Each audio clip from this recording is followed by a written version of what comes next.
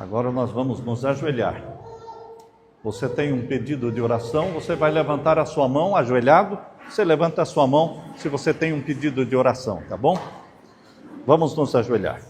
Pai Santo que estás nos céus, nos ajoelhamos na Tua presença, levantando nossas mãos em adoração ao Criador dos céus e da terra, em súplica e também em agradecimento por Tuas bênçãos. Obrigado, Pai querido, pela chuva que tem caído cada dia da semana. Obrigado pelos alimentos que estão florescendo, estão produzindo, alimentando os Teus filhos, pelo pão de cada dia, pela proteção dos Teus anjos. Muito obrigado, Pai amado. Te agradecemos também por aqueles que estão aqui hoje, vieram Te adorar, vieram em busca da Tua bênção. Que o Senhor conceda a bênção para todos estes que estão neste momento suplicando. O Senhor está vendo mãos levantadas, mãos em busca de respostas do céu, mãos em busca de curas para as doenças, mãos em busca de bênçãos sobre a família. Vê lá do céu, Pai querido, as mãos levantadas, anota todos os pedidos e os anseios de cada coração e responde para a glória do Teu nome, segundo a Tua vontade. Pai Santo, derrama sobre nós o Espírito Santo, que ao abrirmos a Tua palavra, o Senhor fale ao nosso coração. Dá-nos a Tua bênção e obrigado, porque o Senhor está aqui conosco. Em nome de Jesus agradecemos e todos dizemos amém. Amém. Queridos, Jesus dividiu a história do mundo, antes de Cristo e depois de Cristo. Mesmo os ateus, mesmo os pagãos, pessoas que não creem em Deus, não creem em Jesus, mesmo eles aceitam que o mundo está dividido em antes de Cristo e depois de Cristo. Nós estamos no ano 2025, depois de Cristo. Qualquer documento que você tenha de cartório, de escritura, você vai encontrar ali a data, o dia do mês e o ano. E se consta ali 2025, fala depois de Cristo, ou seja, DC. Jesus dividiu a história do mundo, mas Jesus divide também a história da sua vida. Jesus divide a história da vida daquele que aceita-o como Salvador. A sua vida antes de Cristo era uma, e a sua vida depois de Cristo se torna uma vida totalmente diferente. É uma nova criatura. O maior presente que o Deus do céu poderia dar para a terra, para a família humana, era a dádiva do seu Filho unigênito. Filho unigênito de Deus. Quando o pecado entrou na terra, então nós ficamos sem esperança de salvação. Abra sua Bíblia em Gênesis. Abra sua Bíblia em Gênesis capítulo 3. Gênesis capítulo 3. Aqui nós vamos encontrar já na segunda, terceira página da Bíblia. Gênesis capítulo 3. Quando Adão e Eva pecaram, Deus demonstrou desagrado. Por que vocês pecaram? Por que vocês se esconderam de mim? Leia aí em Gênesis capítulo 3, verso 8. Ao ouvirem a voz do Senhor Deus, que andava no jardim, quando soprava o vento suave da tarde, o homem e a sua mulher se esconderam da presença do Senhor Deus, entre as árvores do jardim.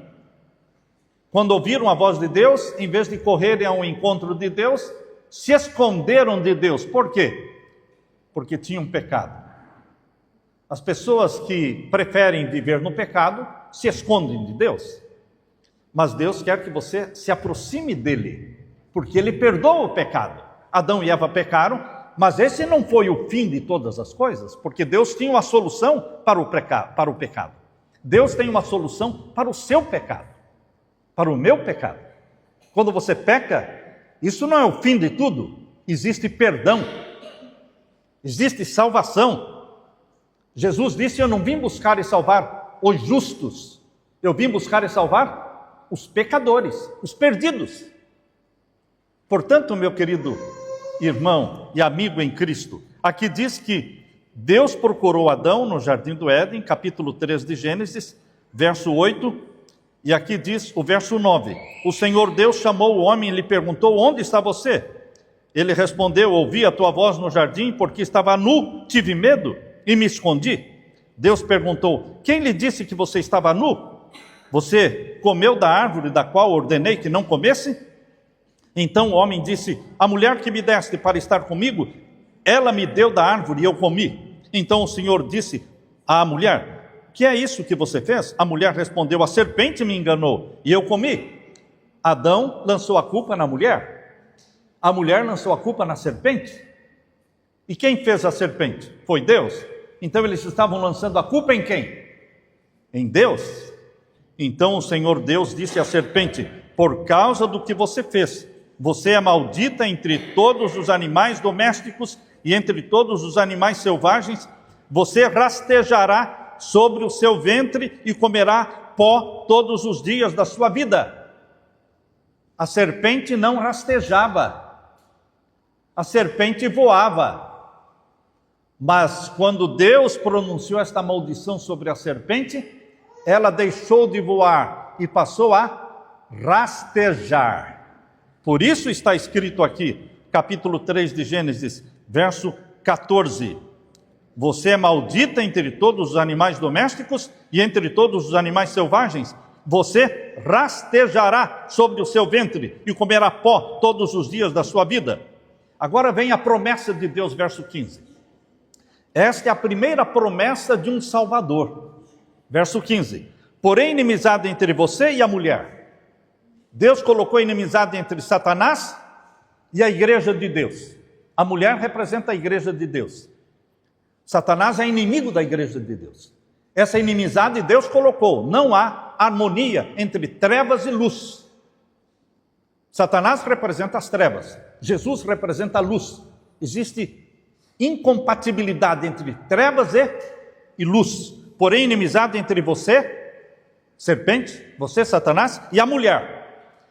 Entre a sua descendência e a descendência dela. A descendência de Deus, que é a descendência da mulher, é inimiga da descendência de Satanás. Este te ferirá a cabeça e você lhe ferirá o calcanhar. Deus está prometendo aqui que aquele que nasceria da mulher, a semente da mulher, esmagaria a cabeça da serpente. Aqui está a promessa de um Salvador para os pecadores. A semente da mulher esmagaria a cabeça da serpente. Este te ferirá a cabeça e você lhe ferirá o calcanhar. Quando Jesus morreu na cruz, ele estava sendo ferido no calcanhar. Mas ao morrer na cruz, ele esmagou a cabeça da serpente, que é Satanás. Ou seja, Satanás foi derrotado na cruz do Calvário. Queridos, quando Deus fez esta promessa, Deus também expulsou Adão e Eva do jardim do Éden.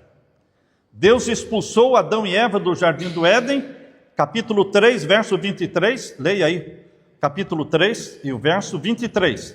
Por isso o Senhor Deus o lançou fora do jardim do Éden, para cultivar a terra da qual havia sido tomado. E depois de lançar fora o homem, Deus colocou querubins a leste do jardim do Éden, e uma espada flamejante que se movia entre todas as direções para guardar o caminho da árvore da vida. Adão e Eva foram expulsos do jardim do Éden. E agora vocês conhecem a história do nascimento de Caim e ao nascimento de Abel, e como Caim teve ciúmes de Abel e matou o irmão Abel. Caim se tornou o primeiro assassino. Queridos, a história do pecado foi de mal a pior, de mal a pior. Cada criança que nascia, eles pensavam, seria este o Salvador?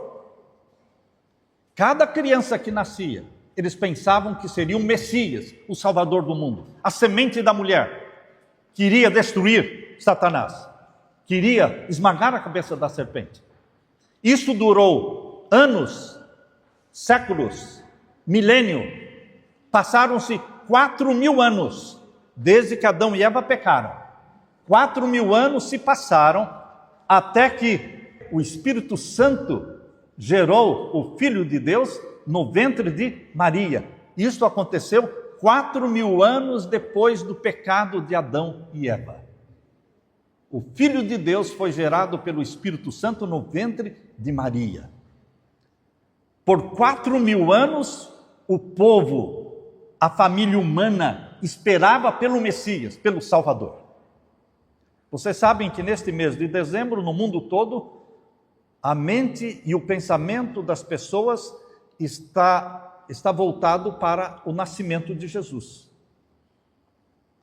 Embora Jesus não tenha nascido dia 25 de dezembro, essa foi uma data escolhida, mas ninguém sabe o dia do nascimento de Jesus.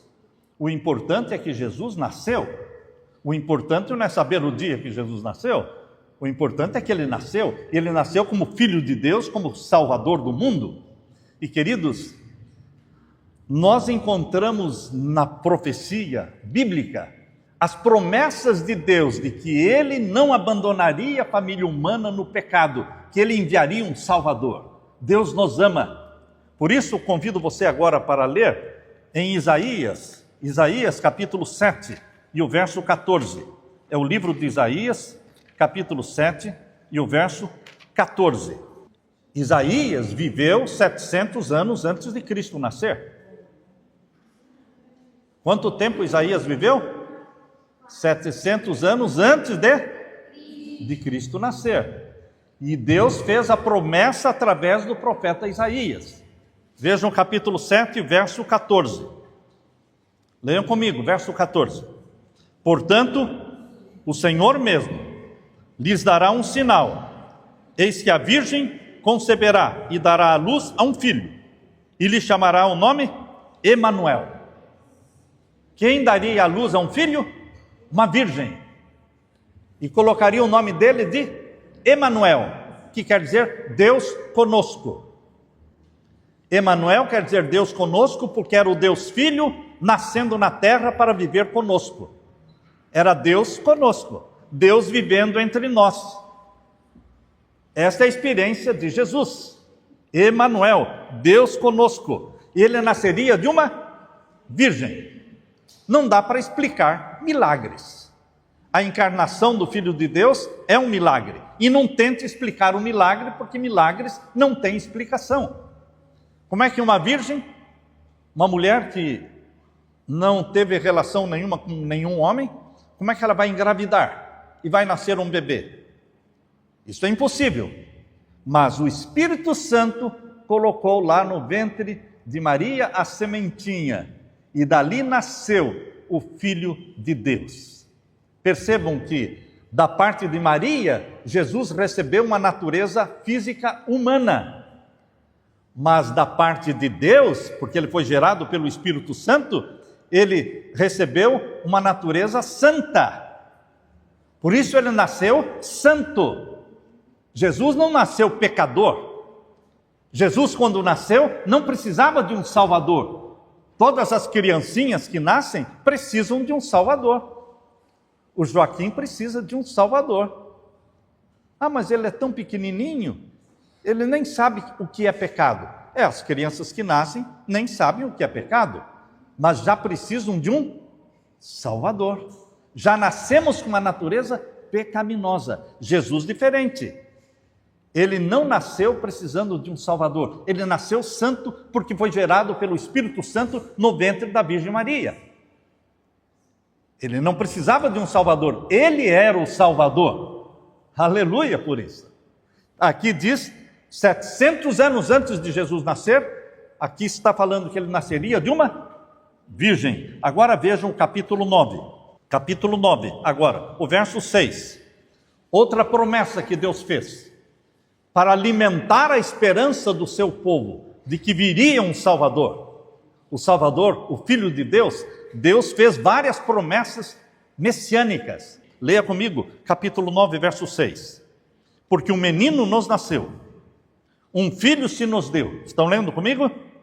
O governo está sobre os seus ombros. E o seu nome será o quê? Maravilhoso Conselheiro, Deus forte, Pai da eternidade, Príncipe da paz. um menino nos nasceu, um filho se nos deu. Deus o Pai nos deu um filho, que é o Filho unigênito de Deus, que é Deus. Jesus é Deus. Aqui diz, olha, Deus forte, está falando de Jesus, Pai da eternidade, Príncipe da paz.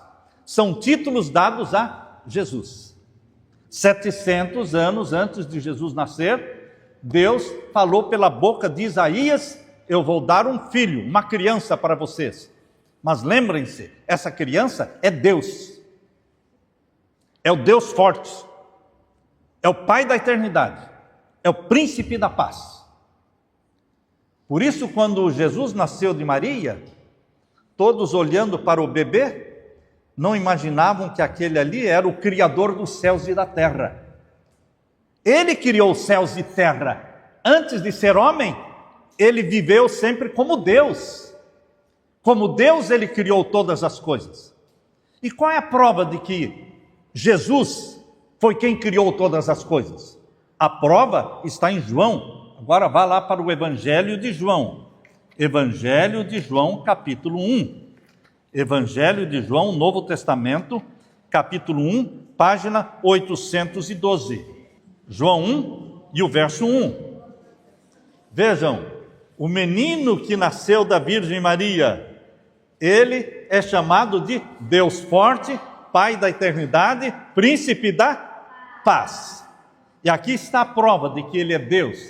Leia comigo João capítulo 1, vamos ver o verso 1. Leia comigo. No princípio era o Verbo, e o Verbo estava com Deus, e o Verbo era Deus. O Verbo era Deus. Mas quem é esse Verbo? Verso 14. Leia o verso 14. E o Verbo se fez carne. Eu quero ouvir a voz de vocês. E o Verbo se fez carne e habitou entre nós, cheio de graça e de verdade, e vimos a sua glória, glória como do unigênito do Pai. Quem é o Verbo? Jesus, que nasceu entre nós, viveu entre nós. Mas esse Verbo é Deus. Combina com aquilo que nós lemos lá de Isaías, capítulo 9, verso 6. Um menino nos nasceu, um filho se nos deu, e ele é Deus forte, Pai da eternidade, Príncipe da paz. E aqui está dizendo que o menino Jesus é o Verbo, que criou todas as coisas. Capítulo 1, verso 3. Veja aí o verso 3. Capítulo 1, leia comigo. Todas as coisas foram feitas por Ele, e sem Ele, nada do que foi feito se fez. Quem fez todas as coisas? O Filho. Antes de ser homem. Antes de ser homem, ele era Deus. Quando ele se tornou homem, continuou sendo Deus, homem. 100% Deus, 100% homem. Só que quando ele estava vivendo na terra por 33 anos como homem, ele não usava os seus poderes divinos. Ele usava os poderes divinos do Pai. Ele vivia na dependência do Pai, do jeitinho que você tem que viver, na dependência do Pai. Jesus não fazia uso de poderes que você não pode fazer uso. Jesus fazia uso da oração, e ele orava e tinha comunhão com o Pai, e o Espírito Santo era derramado sobre ele. Você pode fazer exatamente o mesmo. Se comunicar com o Pai através da oração, e o Pai derrama sobre você o Espírito Santo, exatamente como aconteceu com Jesus. Jesus, sendo Deus, não usava os seus poderes divinos para poder ser exemplo para você, exemplo para mim. Ele usava os poderes divinos do Pai.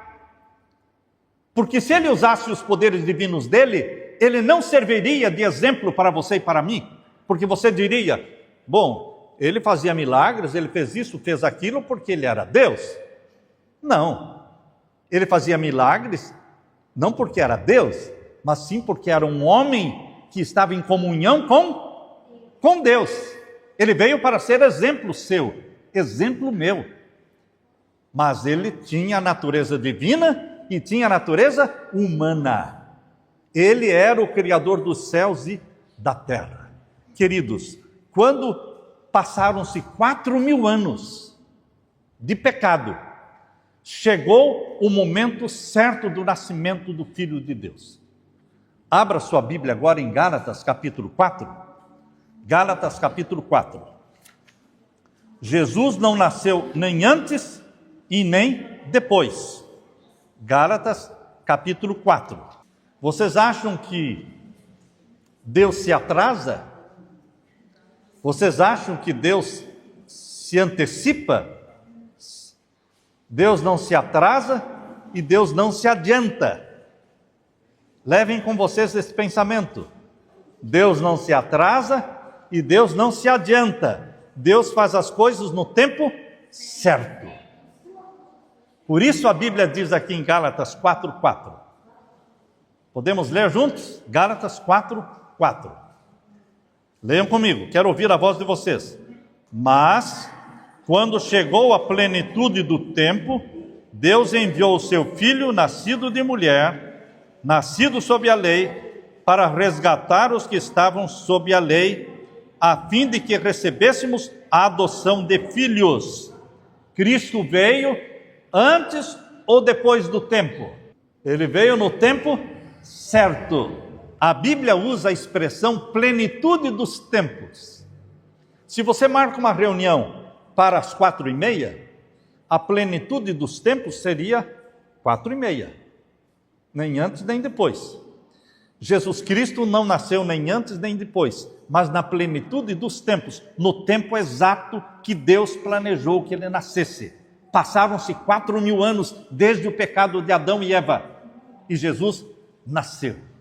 Nasceu de uma mulher, de uma virgem, para resgatar, para salvar os pecadores, para que, aqui diz, para que nós nos tornássemos filhos de Deus. Veja aí, a fim, finalzinho do verso 5, a fim de que recebêssemos a adoção de filhos. E porque vocês são filhos, Deus enviou o Espírito de seu Filho, que é o Espírito Santo, ao nosso coração. E esse Espírito clama, Abba, Pai, Paizinho. O Espírito Santo, Jesus enviou para aqueles que se tornam filhos de Deus. Através de Jesus, você se torna filho de Deus.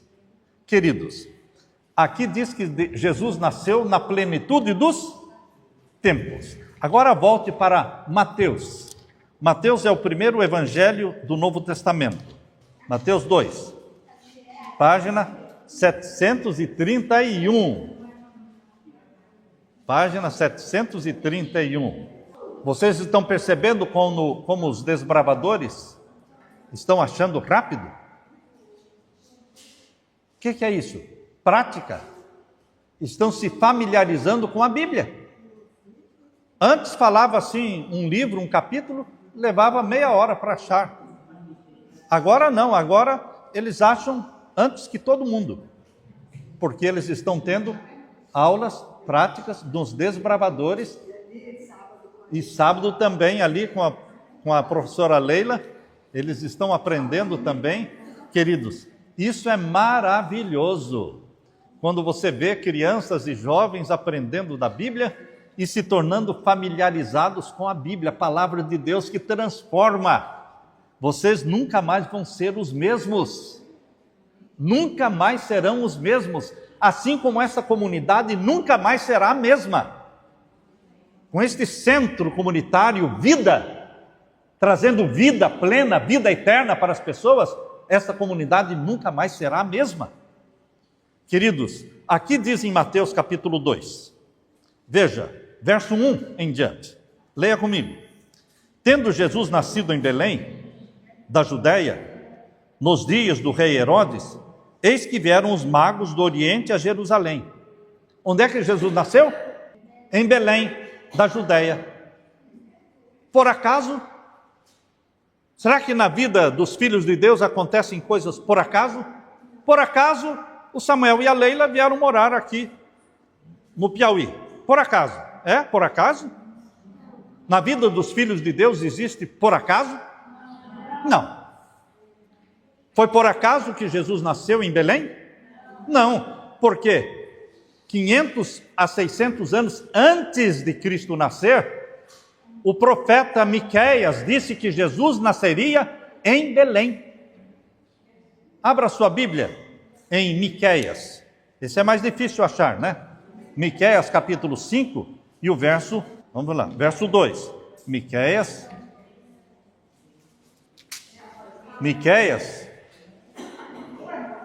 vou dar a página. 706. Página 706. Miqueias está no Antigo Testamento. Miqueias capítulo 5, verso 2. E Deus falou através do profeta Miqueias que o Filho de Deus, o Salvador do mundo, ia nascer na cidade de Belém. Não foi por acaso que Jesus nasceu em Belém. Leia comigo agora, capítulo 5 de Miqueias, verso 2. E você, Belém Efrata, que é pequena demais para figurar como grupo de milhares de Judá, de você me sairá aquele que há de reinar em Israel, cujas origens são desde os tempos antigos, desde os dias da eternidade. De você, Belém, vai sair aquele cujas origens são desde os tempos antigos. Jesus nasceu em Belém, capítulo 5, verso 2. Onde nasceria o Filho de Deus? Em Belém. Profecia é profecia, sabia? Profecia não é achismo. Ah, eu acho. Não, você não acha nada. É Deus que sabe todas essas coisas. É Deus que dirigiu a minha vida até aqui. É Deus que colocou você aqui dentro para ouvir o sermão de hoje. Ah, por acaso, não é? O João Batista e os companheiros, por acaso eles estão aqui hoje. Não, não é por acaso. Nada acontece por acaso na vida dos que amam a Deus. Deus dirige a vida sua. Veja, aqui diz que Jesus nasceria em Belém. Passaram-se mais de 500 anos. E agora quando você chega em Mateus, volta lá para Mateus agora, o capítulo 2. Mateus capítulo 2, o verso 1. Agora vem o cumprimento da profecia. Profecia tem que se cumprir. E aqui está o cumprimento da profecia. Capítulo 2, verso 1 de Mateus. Leiam comigo. Tendo Jesus nascido em Belém, da Judéia, nos dias do rei Herodes. Esse rei Herodes era um rei ruim. Era um rei ruim, que mandou matar as crianças de 2 anos para baixo. Para poder matar Jesus, ele pegou algumas informações e pensou, bom, Jesus não pode ter mais do que 2 anos. Eu não quero que ninguém ocupe o meu lugar. Eu sou o rei, e se alguém vier para ser rei, vai morrer. E falaram que esse Jesus que nasceu vai ser rei. Então vou mandar matar todas as crianças de 2 anos para baixo. Esse homem era do diabo, assassino. Mas não conseguiu matar Jesus, porque o anjo falou para José, pegue Jesus e fuja para o Egito, porque os soldados estão vindo para matar. Herodes era do diabo mesmo. E aqui diz agora o capítulo 2, verso 9. Depois de ouvirem o rei, os magos partiram, e eis que a estrela que viram no oriente ia diante deles, até que, chegando, parou sobre onde o menino estava. E vendo eles a estrela, alegraram-se com grande, imenso, intenso júbilo.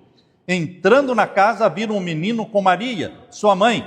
Prostrando-se, o adoraram, e abrindo seus tesouros, entregaram-lhe suas ofertas, ouro, incenso e mirra. Os 3 magos que vieram do Oriente trouxeram presentes para o Filho de Deus, ouro, incenso e mirra. Agora leia também Lucas capítulo 2. Lucas capítulo 2. Aqui também está falando do nascimento de Jesus. Lá em Mateus fala da visita dos magos do Oriente que vieram e visitaram Jesus quando ele nasceu.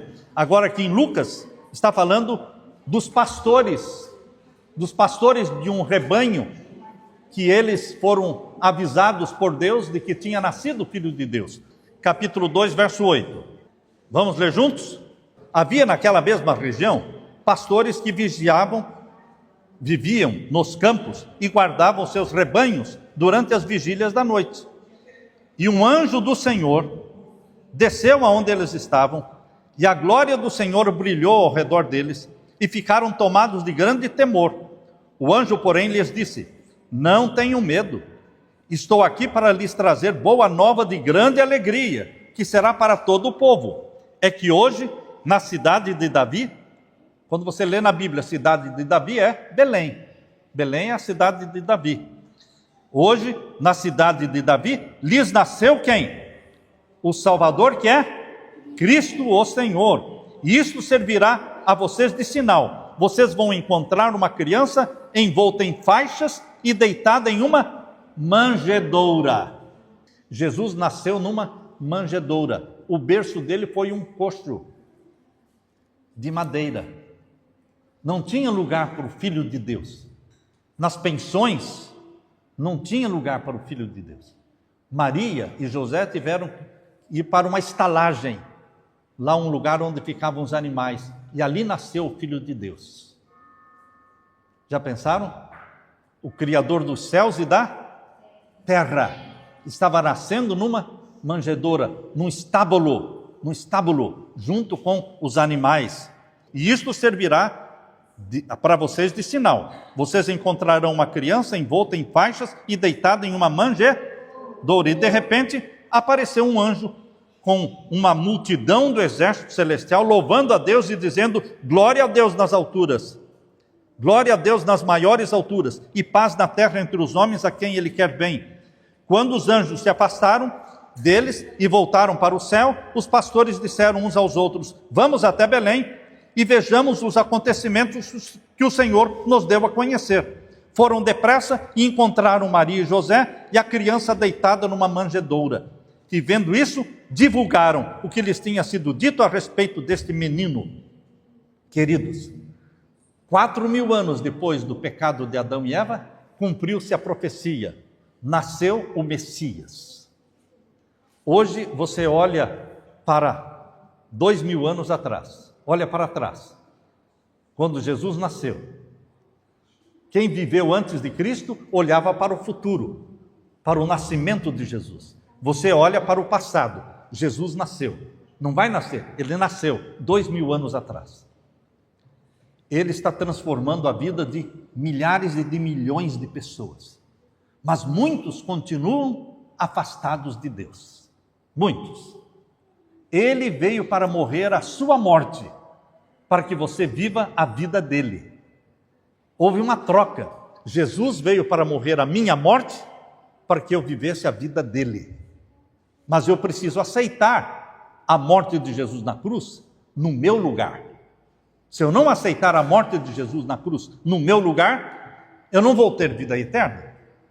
Eu quero terminar lendo para vocês a segunda carta de Corinto. A segunda carta de Paulo aos Coríntios, capítulo 5. Segunda carta de Paulo aos Coríntios, capítulo 5, e o verso 14. Leiam comigo. Pois o amor de Cristo nos domina, nos constrange, nos domina, porque reconhecemos isto: um morreu por todos, logo todos morreram. Você acredita nisso? Um morreu por todos, logo todos morreram. Adão pecou por todos, todos pecaram. Você não precisa pecar para ser pecador, você já nasce pecador. Por quê? Adão pecou. Um pecou, logo todos pecaram. Agora, um morreu, logo todos morreram. Jesus morreu no seu lugar, você aceita Jesus como Salvador, então você não precisa ter morte eterna, você tem vida eterna, porque Ele morreu no lugar de todos. Essa foi a troca. Veja a beleza do plano da salvação, da graça de Deus. Você não fez nada para nascer pecador, certo?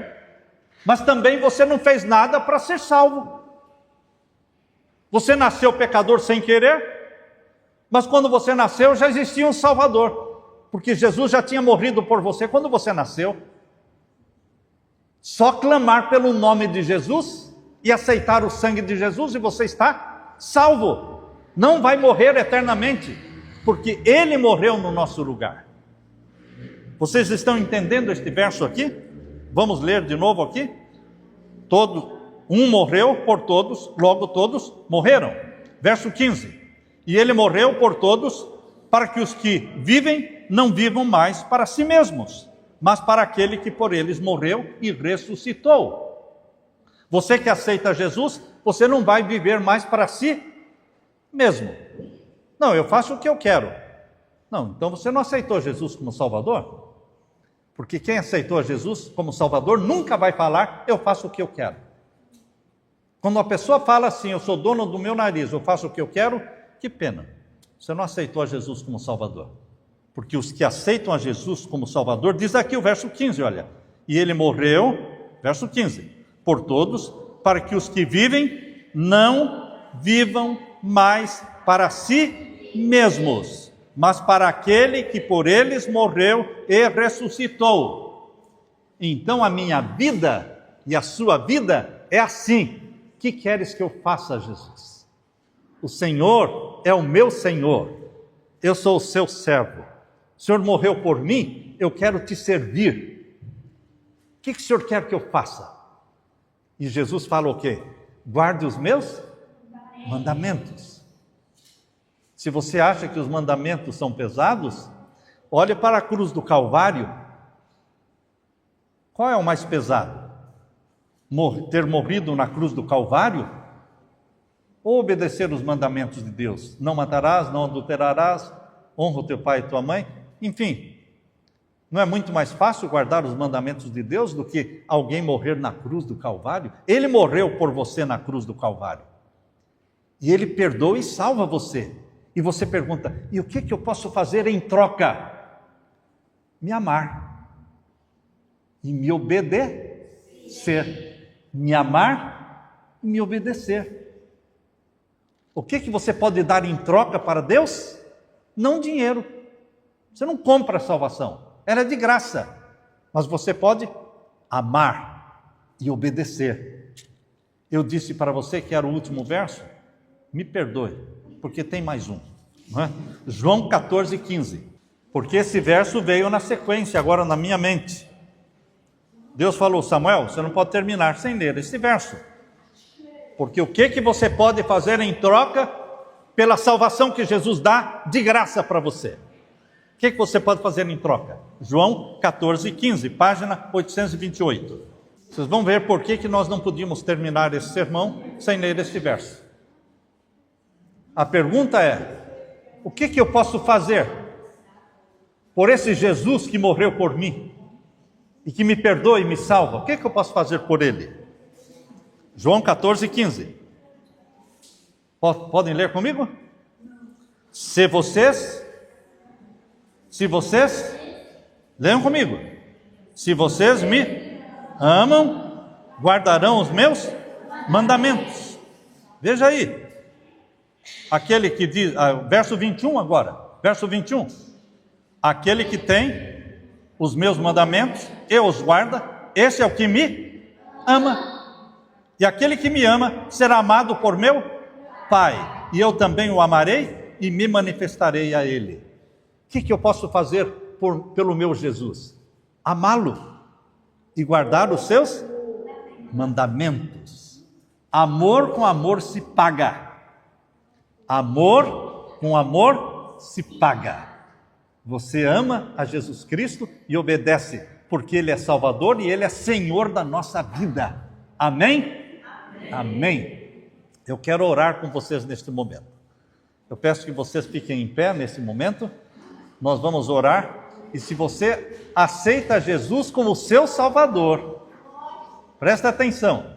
Se você aceita Jesus como seu Salvador, enquanto nós estivermos orando, você levante a sua mão. Pai querido que estás nos céus, o Senhor fez tudo para nos salvar. Deu o teu Filho amado para morrer por nós. Jesus nasceu com uma missão, nasceu de Maria para viver nesta terra e morrer por nós. Nós te agradecemos pela morte de Jesus e também pela ressurreição de Jesus. E nós queremos fazer alguma coisa. E o Senhor está dizendo que nós podemos fazer é amar-te. Amar-te de todo o coração e obedecer os teus mandamentos. Derrama sobre nós o Espírito Santo. Derrama o Espírito Santo sobre todos aqueles que estão com as mãos levantadas, aceitando a Jesus como Salvador. Dá-nos a tua bênção, Em nome de Jesus pedimos e todos dizemos amém. Amém.